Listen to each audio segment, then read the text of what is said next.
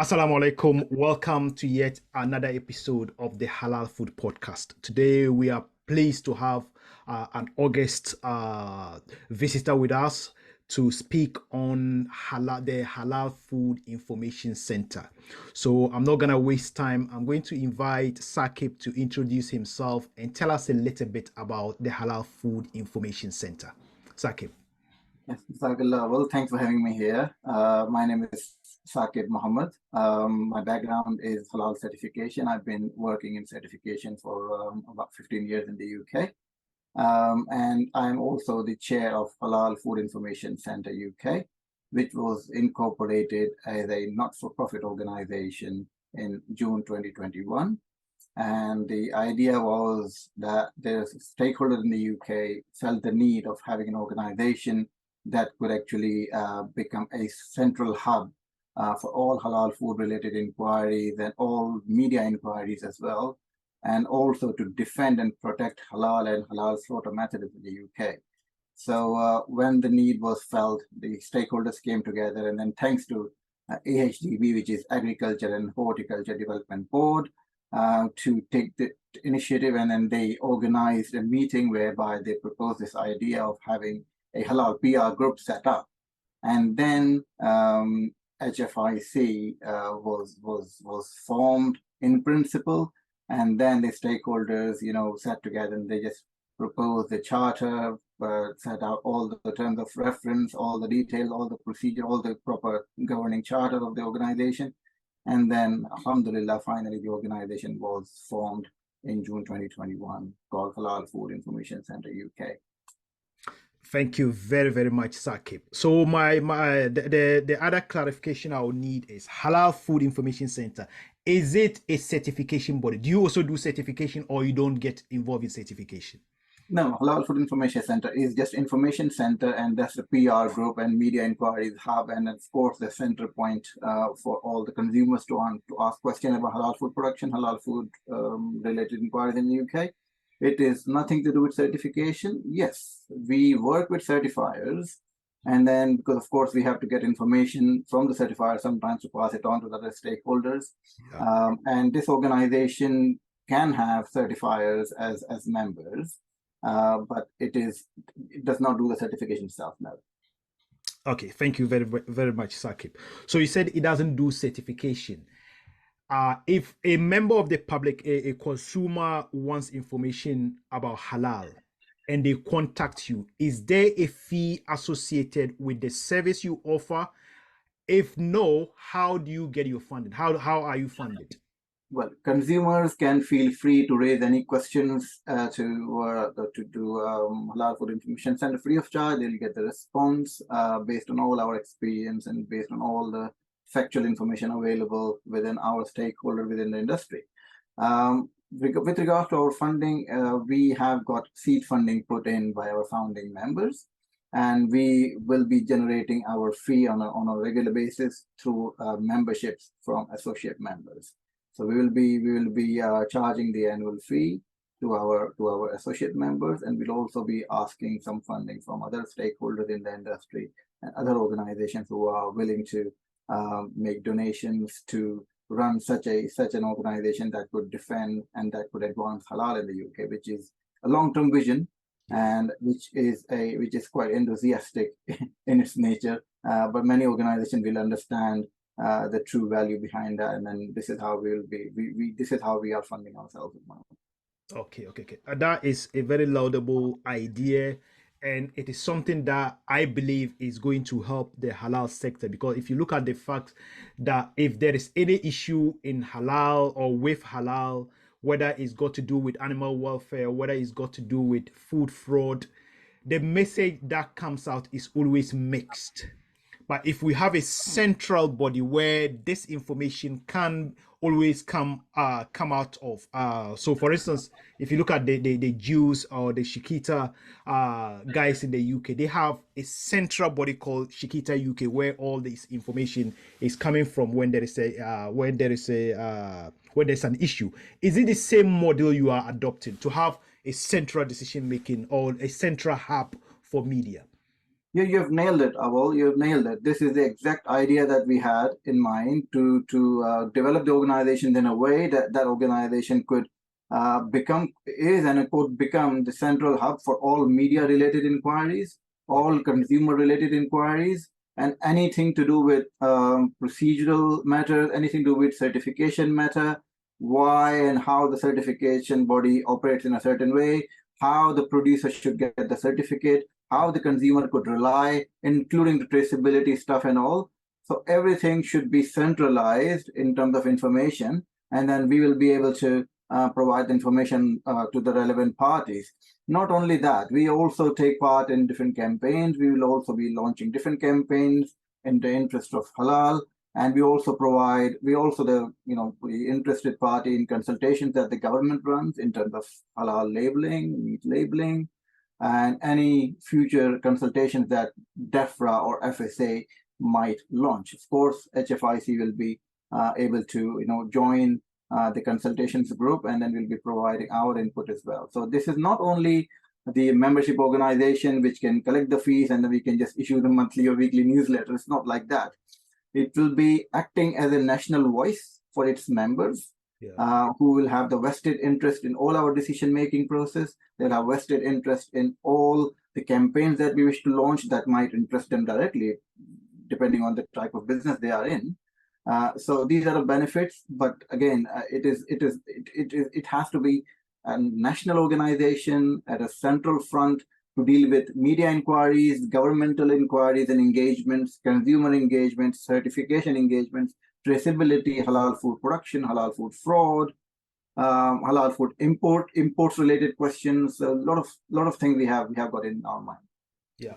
Thank you very much, Saqib. And we are very, because we have seen what has happened in the past. Like when you mention that the message comes out which is mixed, if you are talking about messaging within the halal industry, you might say mixed because, of course, you might be conservative in your comment. But generally, what has happened in the past that the media fabricates in a way that halal and halal related, everything related halal, whether it is slaughter method, whether it is something that Muslim is practicing about, it is demonizing in a way that it always gives a negative message out to the masses. And this is where the organization like HFIC is of paramount importance, where we can clear black from white and we can just clear the difference, we can clear the air, we can pass on information which is coming right from the scholars in terms of halal principles and fundamentals, and the information which is coming out from the experts who have been in the industry for many, many years when we talk about halal products and when we talk about halal production methods and slaughter method and animal welfare in Islam.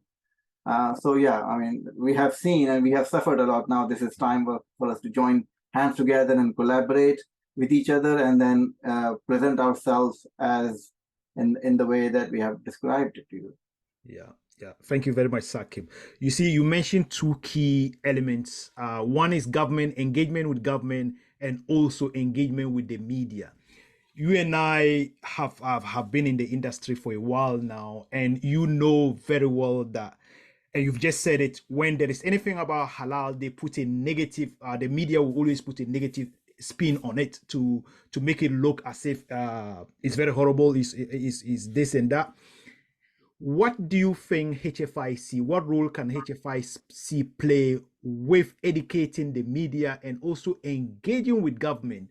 First of all, to clear the names or present the name of halal in an objective way, and also highlight the opportunity to the government that, look, this is an industry that is growing. You guys need to take advantage of it. But we all need to protect the image of halal. Do you think you guys can play a role in improving relationship with media and government?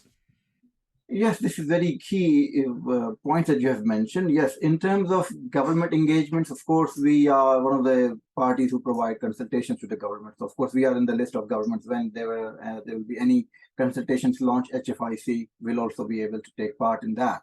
So this is where we'll be able to point out the true and then the right sort of educational stuff for the government where they don't understand. Of course, a lot of information will be about animal welfare. I mean, when we talk about governmental thing, it will be mainly about policy. It will be mainly about animal halal labeling rules. These will be two hot topics that the government will be consulting the halal industry stakeholders on. And this is where we will be at the forefront to provide the right information. We will be also providing the information and the response on behalf of our members on halal labeling issues and animal welfare issues. So we are developing and nurturing the contacts that we have. We are developing our relationships with the government officials who work in policy, who work in animal welfare teams, to work very closely and to exchange information and knowledge, and just to see how the research can be promoted, how the research can find the results that we'll all be happy with. So this is about the government engagement that, of course, we have to nurture over the years. That will not happen overnight, of course. So on the other side, with media, with consumers, I would say we will be running campaigns that will be education campaigns for the public. And those educational campaigns can cover a wide range of topics, for example, slaughter methods of chicken, addressing machine slaughter issues, addressing gas stunning issues. At the same time, we can also run a educational campaign about halal labeling without a valid certification. So basically, we discourage the self-certification of halal. Anybody, any business who is claiming that the products and the business is halal, business is serving halal products, it has to be backed up by the valid halal certification issued by a reputable and recognized halal body in the UK. This is what our main motive would be behind that sort of campaign. So self-certification, halal slaughter methods for chicken, and maybe another campaign that will be running will be about halal imports and labeling of halal imports and ascertaining whether the halal imports, for example, like frozen lamb from New Zealand, is truly halal as claimed, because of course a lot of products come into the UK, they are sourced, they're certified at source, but when they come to the UK, they are packed, they are processed in the UK plant, which is not dedicated halal plant at times, and of course there'll be risks of contamination. And of course, the identity will be lost when they shift the plant from plants. Of course, halal certification does not remain valid when the plant is moved, when the product is moved from plant to plant. So these are the things we need to actually educate the consumers on. And on the other side, we can also run little webinars. We can also educate people through our social media, through our print media, and to attend exhibitions and food shows and educate public from our literature, from our print media as well. So a lot of things can go on. Of course, I've got a list that can go on and on. But again, we need to run campaigns on specific topics. We need to actually engage with consumers. We can through social media, through trade shows, through halal exhibitions, through halal food festivals, and running webinars, and that could also be shared with media. And I invite media whenever something happens in terms of halal, whenever some new development in terms of halal industry is taking place, we can invite them to have us to discuss before they can finalize the story, which only they would like.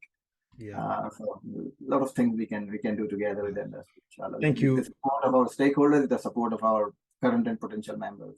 Yeah, thank you very much, Saqib. One thing you mentioned again that I believe many farmers will be very interested in is the fact that you mentioned importation of halal products. So in you've explained that you want to highlight the risk involved to consumers so that they can make informed decisions.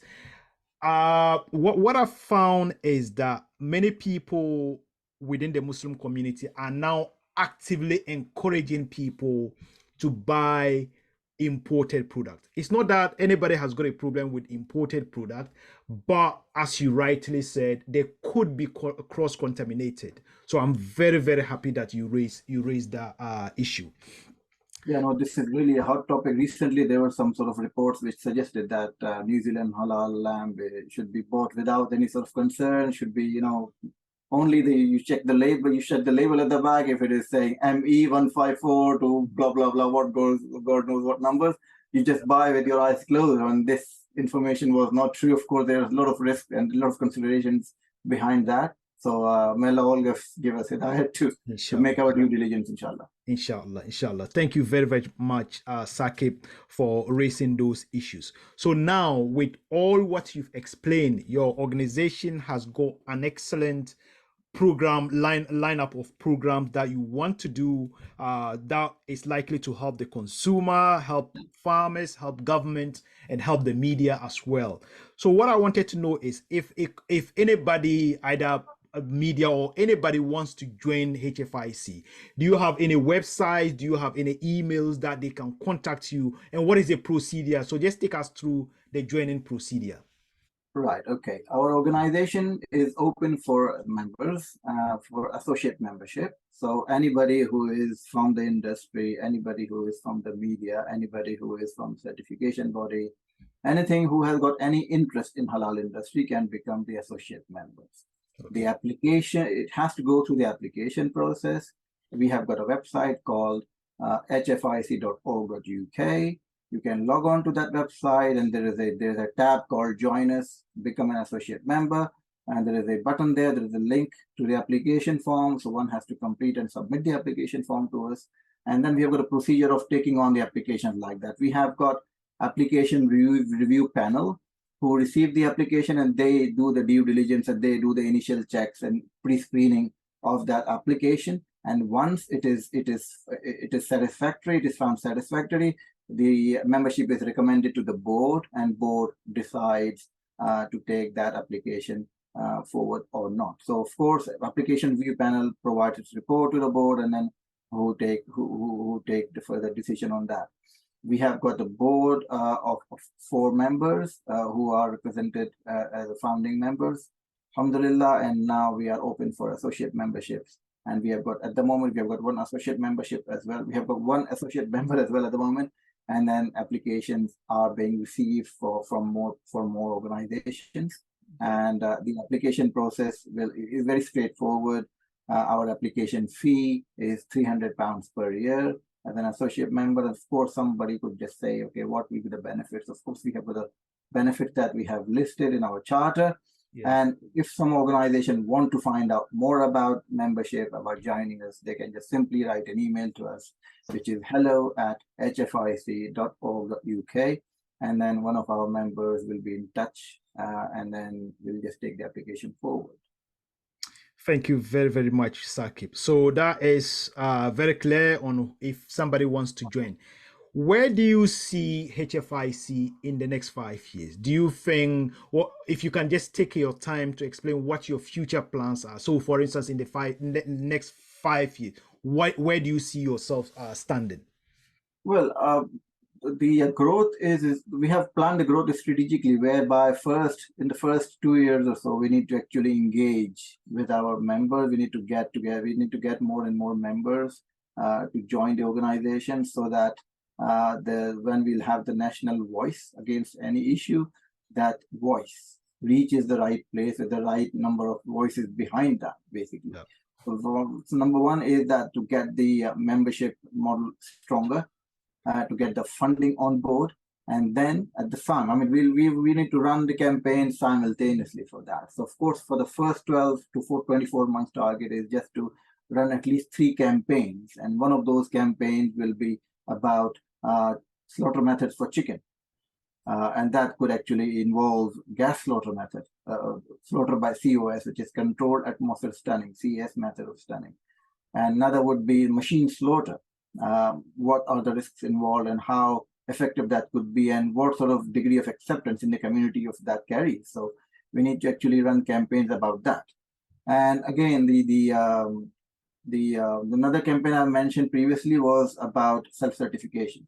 So these are the 2 campaigns we should really work hard and just push. And this is the idea for the next 12 to 24 months, to run the campaigns and to just develop our membership model. If we talk about in 5 years' time, we should be able to express ourselves at a national level, whereby HFIC will be at all trade shows, HFIC will be at international conference, HFIC at the government portal to provide the right information. For example, like at the moment, a lot of information is disseminated from FSA through AHDB as well. and also other organizations. So we need to work with all the government agencies so that every halal query, every halal media related query should pass through HFIC.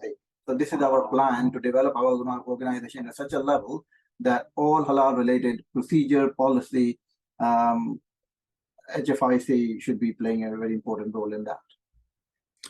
Thank you very much, Saqib. I think we've exhausted the questions I wanted to ask on HFIC, but I'm also aware of the fact that the UK halal meat industry, there are stakeholders that are trying to improve what we do here so that we can continue to supply to the domestic consumer and also for export.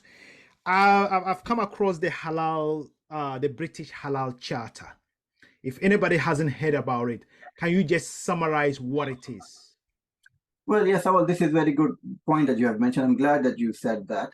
Yeah. Yes, Awal, I'm going back to 2016, 2017, when some of the stakeholders were quite concerned about the halal food fraud in the industry. Of course, you and I also came across a lot of incidences back in 2013, 14 about pork DNA and all that. Yeah. So we had our hard time during that. So to counter that, some stakeholders took the lead, and they thought that there should be a standardized principles to produce halal products.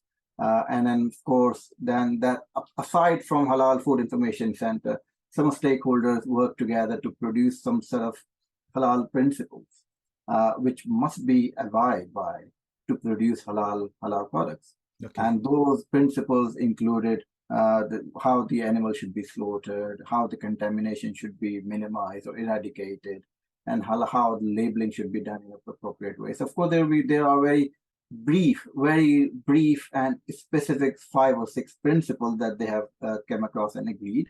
And this has been now called British Halal Charter.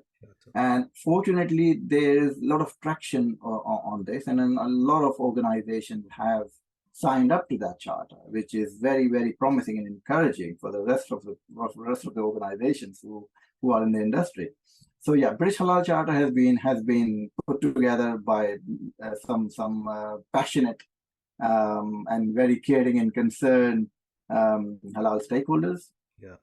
And many came afterwards who are happy to sign up to that. Of course, I'm one of the signatories to that charter. But again, the idea is to get all the organizations, certifiers, producers, to agree on one fundamental halal principle, set of halal principles to produce halal products in the UK.